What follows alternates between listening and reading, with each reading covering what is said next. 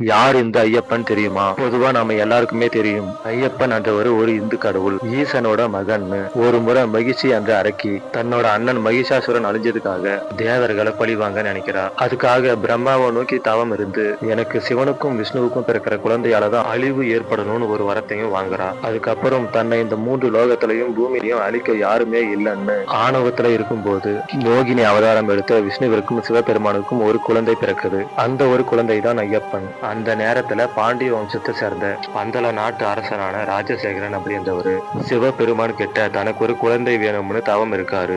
அப்பதான் மனிதனாக பிறந்த ஐயப்பன் கழுத்துல மணி மாலையோட ஆற்றங்கரையில அந்த அரசனுக்கு கிடைக்கிறாரு. சரி, இது நமக்கு கடவுளா கொடுத்த குழந்தை அப்படின்னு நினைச்சு அரண்மனைக்கு எடுத்துக்கிட்டு போகும்போது அங்க அரசனுக்கு ஒரு ஆண் குழந்தையும் பிறந்திருக்கு. வீரத்திலையும் அறிவிலையும் சிறந்ததோட சிவனோட அம்சமான ஐயப்பனை அந்த நாட்டோட அரசனாக்க முடிவு பண்றாரு மன்னர் ராஜசேகரன். ஆனா அரசிக்கு தாமாக அரசனாகணும்னு ஆசை இருந்ததால தன்னோட வயிற்று வலி சரியாக புலிப்பால் வேணும்னு ஐயப்பன் கிட்ட சொல்றாங்க.